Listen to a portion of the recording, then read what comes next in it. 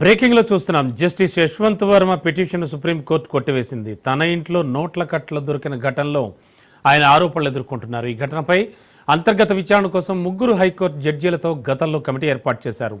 ఈ త్రిసభ్య విచారణ కమిటీ దర్యాప్తు చేసి నోట్ల కట్టలు దొరికింది వాస్తవమే అంటూ నివేదిక ఇచ్చింది. దీన్ని జస్టిస్ యశ్వంత్ వర్మ సర్వోన్నత న్యాయస్థానంలో సవాల్ చేశారు.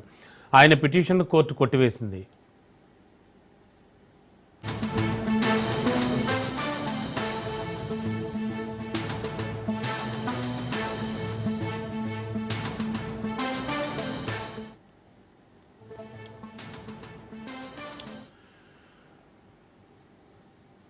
జస్టిస్ యశ్వంత్ వర్మ పిటిషన్ను సుప్రీంకోర్టు కొట్టివేసింది. తన ఇంట్లో నోట్ల కట్టలు దొరికిన ఘటనలో ఆయన ఆరోపణలు ఎదుర్కొంటున్నారు. ఈ ఘటనపై అంతర్గత విచారణ కోసం 3 హైకోర్టు జడ్జీలతో గతంలో కమిటీ ఏర్పాటు చేశారు. ఈ త్రిసభ్య విచారణ కమిటీ దర్యాప్తు చేసి నోట్ల కట్టలు దొరికింది నిజమే అని నివేదిక ఇచ్చింది. దీన్ని జస్టిస్ యశ్వంత్ వర్మ సర్వోన్నత న్యాయస్థానంలో సవాల్ చేశారు. ఆయన పిటిషన్ను కోర్టు కొట్టివేసింది. ఇదే అంశానికి సంబంధించి లేటెస్ట్ ఇన్ఫోన్ ఇచ్చడానికి మా కరెస్పాండెంట్ సైదులు సిద్ధంగా ఉన్నారు. సైదులు, ఏం జరుగుతోంది? సంచలనం సృష్టించినటువంటి ఈ కేసుకు సంబంధించి ఆల్రెడీ ఆ కోర్టులో సవాల్ చేశారు జస్టిస్. దానికి సంబంధించి ఏం చెప్పుకోవచ్చు? జస్టిస్ యశ్వంత్ వర్మ ఇంట్లో నోట్ల కట్టలు దొరికిన విషయం అందరికీ తెలిసిన విషయమే.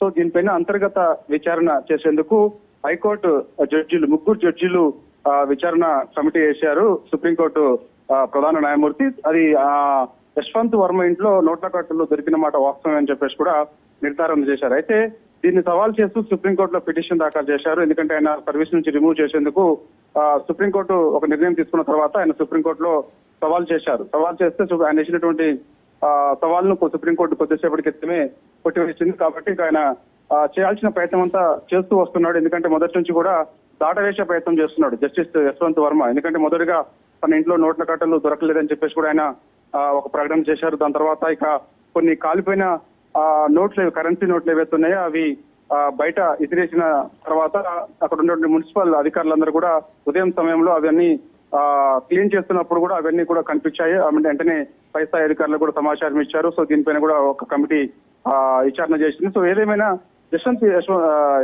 యశ్వంత్ వర్మ ఇంట్లో మాత్రం జస్టిస్ యశ్వంత్ వర్మ ఇంట్లో మాత్రం నోట్ల కట్టలు దొరికిన మాట వాస్తవమే. ఆయన కొన్ని కరెన్సీలను కూడా తగలబెట్టేందుకు సిద్ధమయ్యారనేది కూడా అన్ని నిర్ధారణకు వచ్చిన తర్వాత ఆయన సర్వీస్ నుంచి రిమూవ్ చేసేందుకు సుప్రీంకోర్టు 3 హైకోర్టు జడ్జీలతో అంతర్గత విచారణ చేసిన తర్వాత ఒక నిర్ణయంకి వచ్చింది. అయితే సుప్రీంకోర్టు సవాల్ను ఆయన సుప్రీంకోర్టు ప్రధాన న్యాయమూర్తి సవాల్ను ఆయన సవాల్ చేస్తూ సుప్రీంకోర్టు వేసిన పిటిషన్ ఏదైతే ఉందో అది కొద్దిసేపటి క్రితమే కోర్టు కొట్టేసింది. కాబట్టి సో ఇక ఆయన దాదాపుగా సర్వీస్ నుంచి రిమూవ్ అయినట్టు అన్నమాట. Okay, thank you Saidulu.